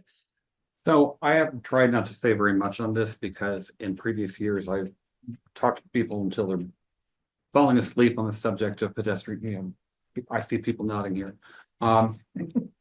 I have, over the last several years, done a lot of walking on Cochran Road. I've done a little bit of bicycling, but mostly walking. And it is very hazardous, not just for the people who live there and want to check their mail or maybe take their infants for a walk. It's hazardous for everybody. And to go back to the study has given us a lot of options. Some of them are very pricey, some of them are less so, but I think it's a good study. As somebody said earlier, I think it was one of the two engineers mentioned that there are sometimes grants for some of this. Can we afford to pay the $15 million to do all of this? I very much doubt that. But things like having a paved shoulder on one side of Cochran Road could be worth exploring. Mm-hmm. And I think we need to not lose sight of it. This is not an all or nothing thing. We do the Cadillac plan would be sidewalks and everything else. And I don't think we can afford a Cadillac plan. I don't think that would be popular with the voters. But I think that enough people make use of Cochran Road, not just people who live there, but people who come from out of town to use it. People like me who are just trying to make their cardiologists happy by getting a lot of walking in. You can make a case that this really does benefit the whole town and not just the residents along that stretch. And I think it is something that we do need to educate the voters about, let them make their own conclusions to be sure. But I think we need to, discuss this in various forums. Since the whole town didn't show up tonight, we need to do more outreach. Jay, that was a good speech. I think it was a speech, but thank you. Yeah, can I comment on what Go you ahead. said? This screams for a reincarnation of the Transportation Committee. And maybe we don't call it that. Maybe we call it the Piecemeal Projects Committee. I don't know, but you're right. We have to make progress on this. Yeah. And I know why we're not making progress right now, because this board is buried with things until 10 or 11 o'clock at night. And it has to be done publicly. And that's it. I haven't got anything left. I mean, about an hour or so. That's all I got. I'll have to put my head down. So we're just, that's a lot of the reason a lot of these things aren't getting done, is that we're not able to provide the leadership because we don't have the position and the place and the time to do that. And to follow up on what you're saying about leadership, we've had some proposals for the intersection, the sidewalks, and we did a poor job communicating with the town about them. And so the naysayers won the day because the people who might have spoken for them didn't feel well enough armed with information Also to speak on them. You're right. As a select board, we are here to represent all voters, if at all possible, but sometimes we do need to use the benefit of the time we spent reading these things to indicate what we think may be a good direction and see if the town agrees with us. We have a bully pulpit, essentially. So, Yeah. That is, yeah. I agree. It's for us to put some pieces together and see that they're logical, at least, and, take pieces from studies. I think whoever said we can't do the whole project at one time, they're correct, but there's a lot of good elements in that plan that we don't want to lose. So it needs to be tied together and parked for a while. But I'd like to see it almost like a Chinese restaurant or a buffet where we go through and pick this and pick that and pick that, and then look for the relationships that we can find between those pieces. Maybe they all use asphalt, or they all need to be done in March, whatever. And look for economies of scale in the little marbles, to put them together. Maybe we have labor from our road department that's available at certain times, more likely in the summer. We can help reduce the cost that way, all kinds of things, but we need some guidance from a Yep. group that looks at that more predominantly than we can. Jay? Okay, I'm looking at the chat and I want to jump back to the third chat message back from Keith Jennings. Keith says none of the low-cost solutions from the Thompson, the THCB intersection discussions and the Richmond Village Bridge Street Bike Pedestrian Safety Meeting have been implemented. He's right. And that he's absolutely right. Crosswalks are one of them. I have asked Josh about that, and the fact of the matter is that the floods have so taken up the highway department's time that they have not been able That's to a good implement point, those too. improvements. That's a good But they have not been forgotten about, and if maybe we can make it through a summer without Niagara. We need, Right. huh? Multiple. Yeah, Yeah. they do need to be put in place because as Keith notes, they are low cost. Mhm. Moving the crosswalks around in downtown, Even just Um, improving the signage. even just improving the Yep. signage. Mhm. There's a lot of things there that could be done for just a couple $1,000s. And we had hit go on that. Sorry to interrupt. No, you're right. And then it rained. Kara then asked, is there a reason the road could not shift to one side and have one recreation? Aaron Farr says, I'm putting kids to bed, so I can't comment. But if we could make a subcommittee to explore the Zilling-Yeller sidewalk on the west side of Route 2, could we make a subcommittee to make proposals for Cochran Road, which in my opinion is a larger issue? Good question. Bart?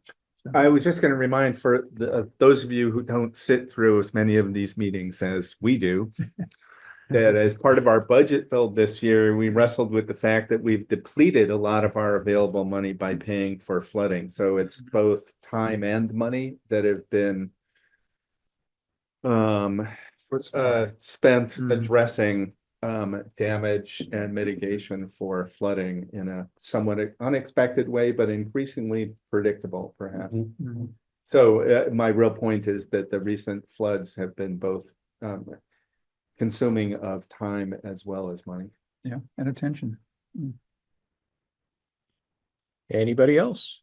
Lisa? Got a suggestion. I mean, Jason just needs some feedback from us, I think, to know where to go with this or to just stop and wait. But I think if the elements of this could be kind of packaged by themselves, a design element, sidewalks, okay, 100 feet of sidewalk without unusual conditions would be about this much. A full qualified crosswalk, so forth, would be about this much for connecting, two sides of the street. And I think we need things organized a little bit differently for us to use the Chinese menu kind of approach to putting together a series of small projects to give us some accomplishments. So just Agreed. Keith, go ahead. Yeah, just two things. One, it's always hard to get across a point in an internet chat. So I just wanted to clarify that that wasn't a criticism of the town or anything, but just to note that, Kara had said that, we had only brought forward multi-million-dollar solutions, and that I just wanted to illustrate that was not true, that the Richmond Transportation Committee and the people of the town of Richmond who showed up to the Bridge Street discussion brought forth many, many low-cost solutions. So if we can get a summer without flooding, it'd be great to explore those. And then I just want to note, Lisa talking about the menu type approach, the Transportation Committee has provided that for previous projects, including the Thompson, Huntington, Cochran, Bridge Street intersection. So that does have historical precedence in terms of the quality of material that a committee can produce and provide to the town. But I think we all remember the outcomes of that and what happened to the project and then the committee. So I would just try to remind everybody that this has been done before. And so we need, whatever the next step is, we all need to work together to do it better than it has been in the past. Agreed. Thank you. Anybody else? Seems like our biggest next step is community outreach, which seems to be the biggest stumbling block we run into in it's a gap. every one of these things. I mean, I know Mhm. being in the fire department, trying to do community outreach to get volunteers, it's a It's not specific to the select board or any one department or any one topic. It's just it's a very specific skill set to do that effectively that I don't think a lot of us have, being incrementally volunteers. But it seems like the most important part is that we get that community input and engagement ahead of any real proposal. It seems like that was the big hiccup with the sidewalks in the downtown, is that we had moved so far along with the proposal before getting community input that I don't know, there was the perception that the town was trying to do something ahead of time or whatever. I mean, I think it could be a perception. We can talk about that however, but I mean, I think that being very clear that we want to get that input done or in immediately is going to be the most. Maybe this should be added to a town meeting discussion. I mean, right at the tail end, which would be about 8 or 9 o'clock at night, I guess.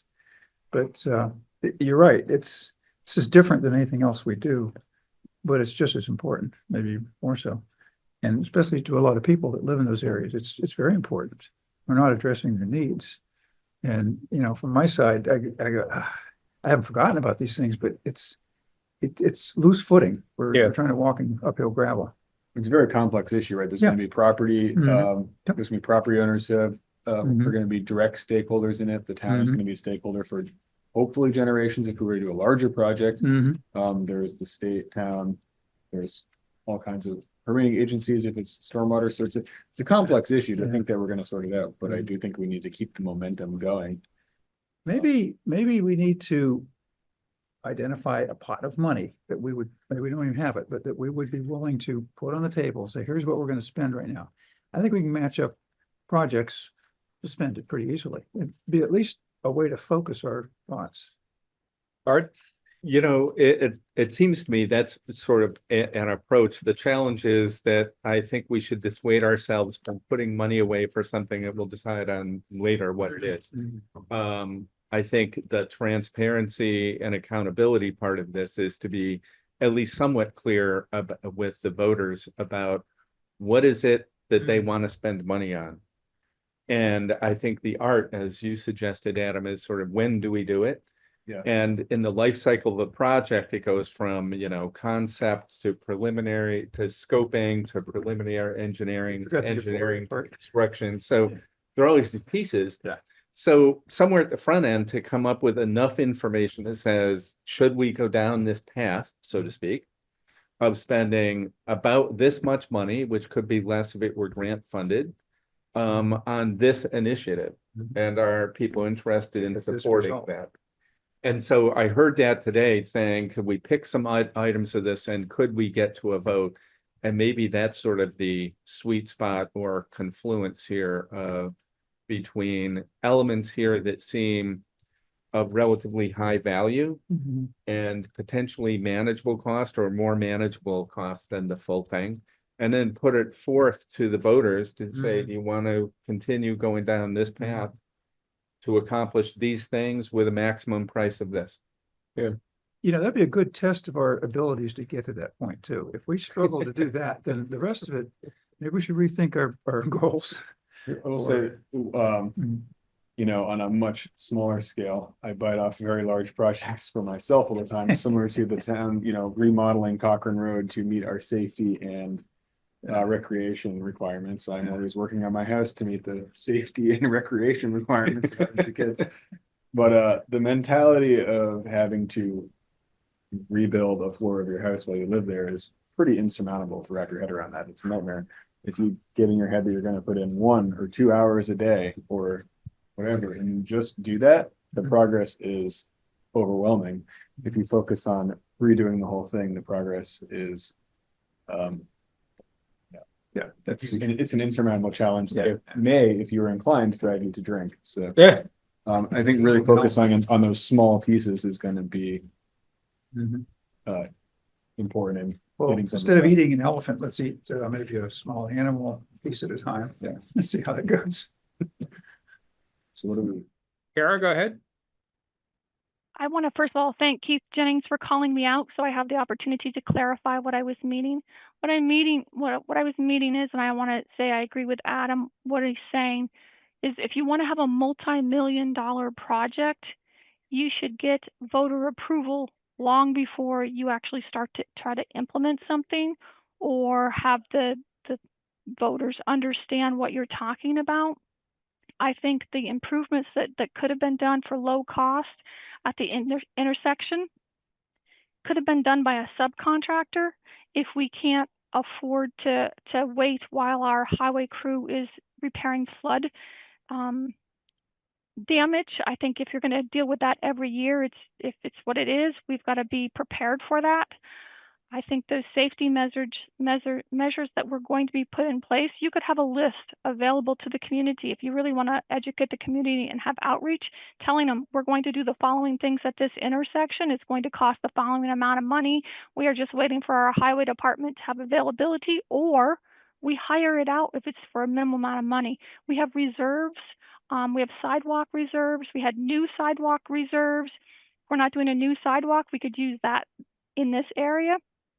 I just want to say that I really support you planning, but it's the large scale projects that you really should get the voter feedback early on, rather than having the transportation committee and others feel totally vested into something and spend a lot of time on something, and then the community says, no, you're spending too much money. We don't approve of that. I do support safety measures. I do think there are things that we can do for a minimal cost. And if our highway department can't do it, and I'm not judging them at all, I'm just saying we should have an alternate plan to get those things done, because safety is key. And I don't mean to be negative here, but I think if you really want the community to have buy-in and understand, then that's why I pointed out some of these things, because I went through this feasibility study. I wanted to understand it from all perspectives, and I want the community to understand it as well. So I don't mean to be critical, but I'm just trying to point out some corrections and things like that. And if I need to take that offline, I can. But the true cost is going to be key here.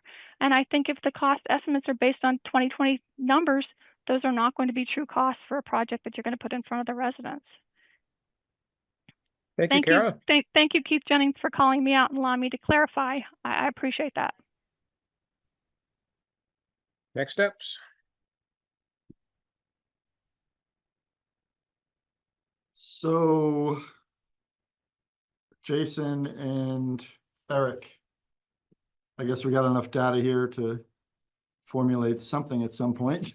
Yeah, that would be good. Well said. Yeah, I'm not sure when we're gonna be doing another meeting on this. I would hope that would probably be the last one. Hopefully we could wrap this up at this point and have our suite of opportunity. Yeah, and utilize that when the time comes. I do like the analogy of the buffet. I really do. Make sure you have a sneeze guard though.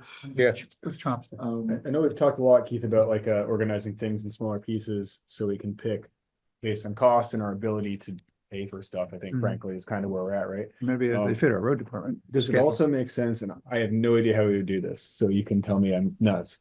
But to organize those based on some intangible metric of where we see the most dangerous spots and how much it would cost. So in some way organize this based on dollars per safety increase or something like that. And that's what I'm saying. This sounds a little abstract, so I don't know how you would quantify that.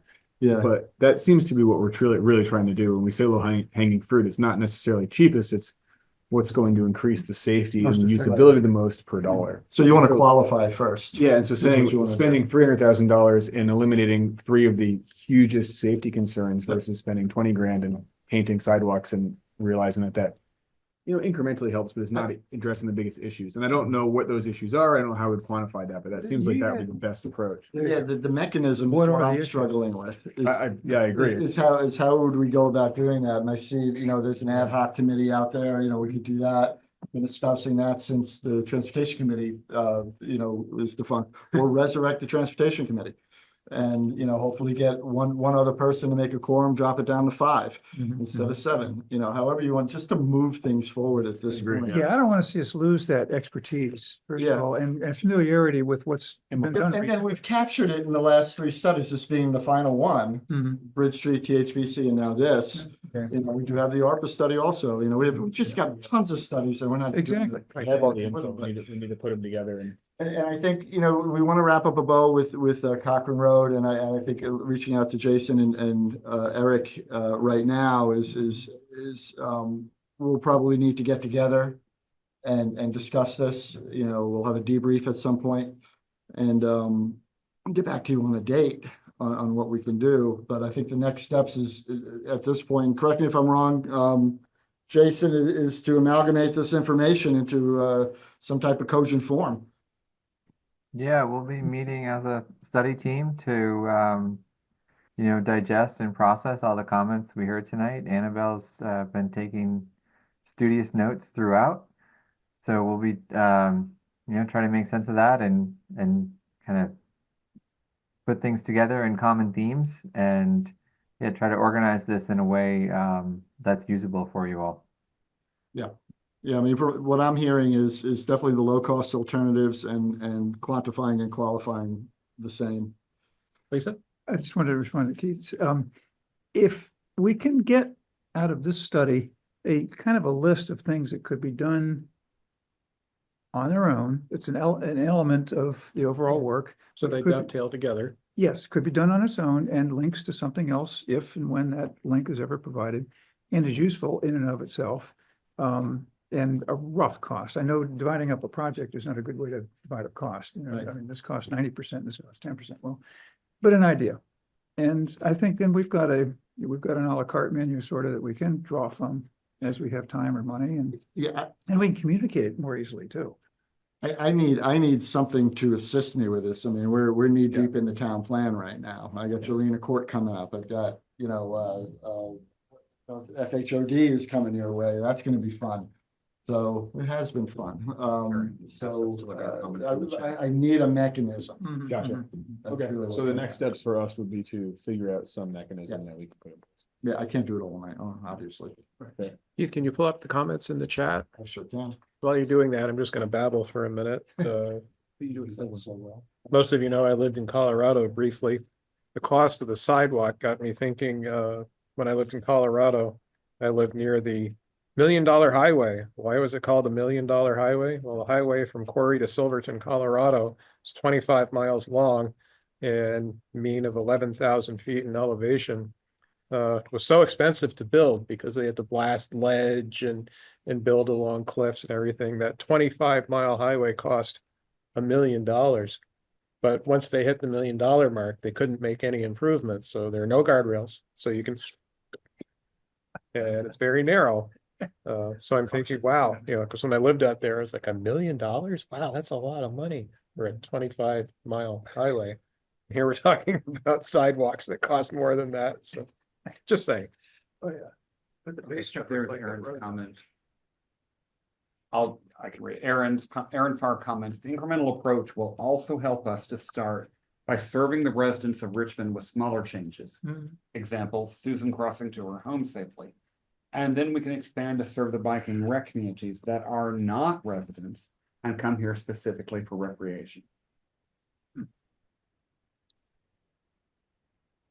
Thank you, Aaron. So I guess is that it? I think there's one. Nobody else has got Any hands up? also a previous comment? Is that what you just put up? One before that, yeah. You mean off the bottom? Aaron, there must be a comment further up. We'll scroll up. Oh, I think that's it. Oh, I missed that one. Seeing the timeline, I think it is important that the feasibility study is done when all the mountain bike trails are open. In the spring, they are often closed for mud, and that drastically changes the amount of travel between Cochran Road trails and Chamberlain Hill. I also mentioned timing of the travel studies for the TCHB being during the school year, and they did the study in the middle of the summer when there were no traffic obstacles, which in my opinion is not an accurate study. Thank you, Aaron. Somebody give that a thumbs up too. I have to agree with their own. Is there anything about that? I think we got that one. Yeah. Yeah, we did. Any closing thoughts before we adjourn? Yeah, if I may, just I guess there Go was ahead. a couple of things. Thank you.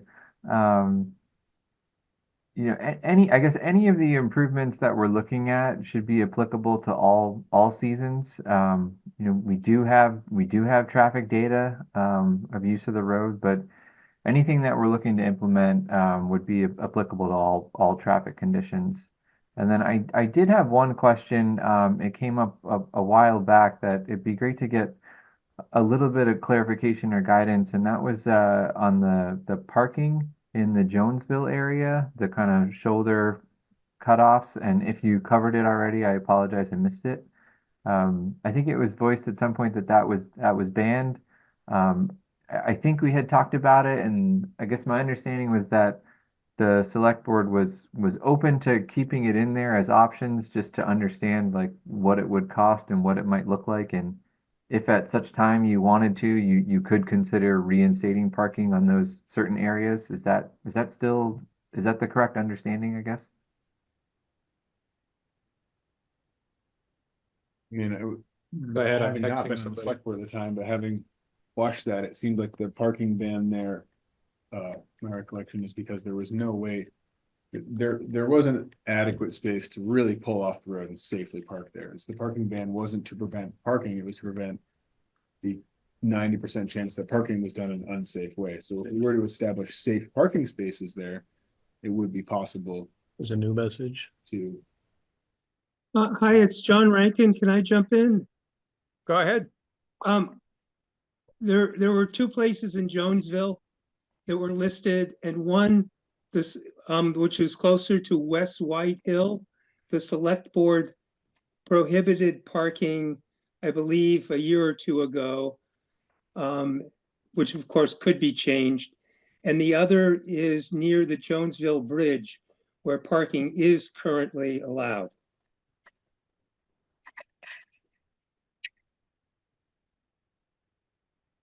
That's all I had to say. And Thanks, one, John.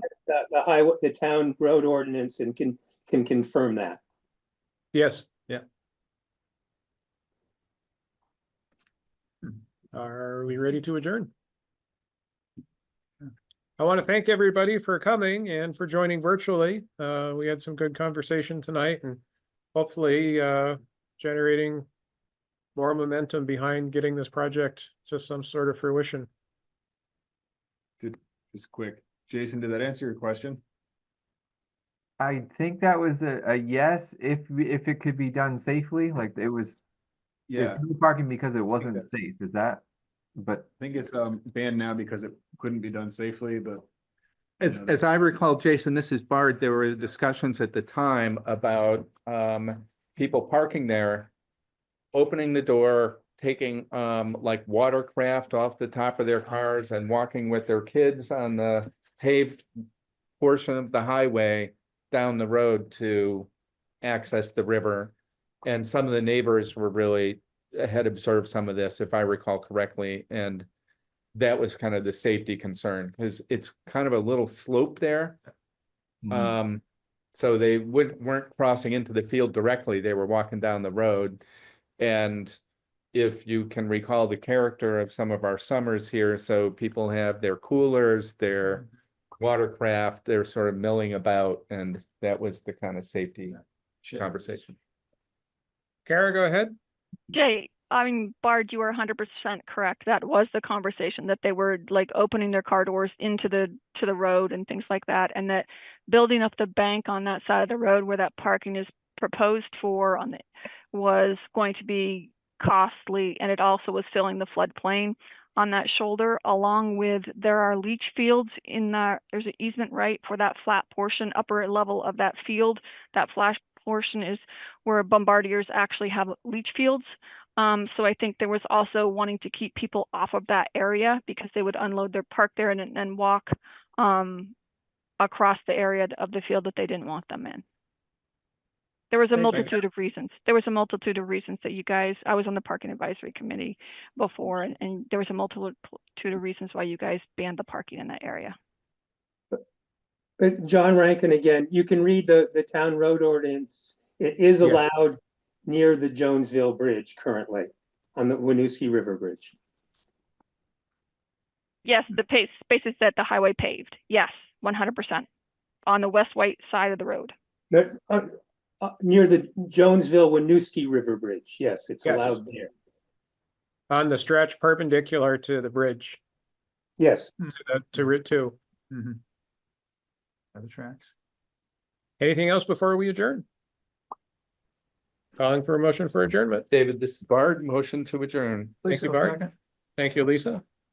Any further discussion? Hearing none, calling for a vote. Please identify yourself and signify your vote. Lisa, aye. Adam, I. Bard, aye. David, I. We are adjourned at 9:02 PM. Thank Thanks, you, Eric. everybody. Thank you, Jason. Jason and Eric, I'll reach out. Thank you. Thanks for your comments. Thank you.